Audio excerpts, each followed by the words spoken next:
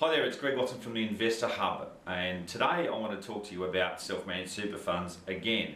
Today is part one of a three-part series on self-managed super funds. First of all, I've got to start with a general advice disclaimer. So I'm not giving you financial advice, and I haven't actually taken into consideration your own personal circumstances, so you'll need to get specific advice around self-managed super funds. Now that's taken care of, we can get on with the business. So today I just want to talk about some do's and don'ts of what you can and can't do in a self-managed super fund. So there's some of the things that you can't do in a self-managed super fund is you can't lend to the members or relatives of the fund to support them and their life prior to retirement. That's something that people have got caught up with in the past, and it's a real pitfall, and there's quite significant penalties in place for doing that type of thing. The other thing that you can't do is you can't purchase a property for you to live in or a member of your family, and you can't purchase a holiday home for your use as well, giving you benefits prior to retirement. Another thing that you can't do in self-managed super funds is to renovate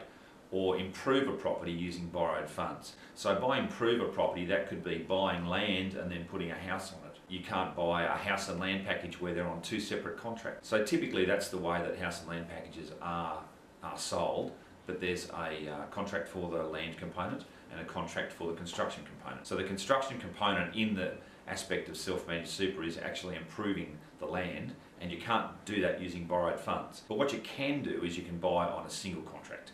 So I'll get back to that in a minute. But the other thing that you can't do is you can't buy, say, a renovator's delight and then do it up using borrowed funds, because that's illegal under the superannuation legislation. So it's a bit of a trick, but you need to know that kind of information. So what can you do in your self-managed super fund? Well, there's stacks of things that you can do. Obviously, you can invest in shares and foreign exchange and precious metals and art. You can buy a property off the plan, a unit or a townhouse or a house, but it must be under single contract. Of course, you can invest in property, residential property for investment purposes, commercial property for investment purposes, to rent and to make an income stream off, and hopefully to appreciate over the longer term, in that way actually providing benefits back to the self-managed super fund. So there's quite a lot of do's and don'ts around what you can and can't do in a self-managed super fund. So my advice to you is to get advice around what you can and can't do, and be very specific about that. I can help you with that by providing you with some more literature or information, and certainly by assisting you with finding a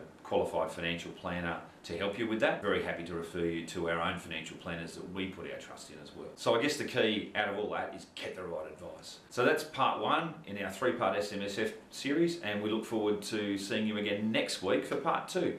I'm Greg Watson from the Investor Hub. Bye for now.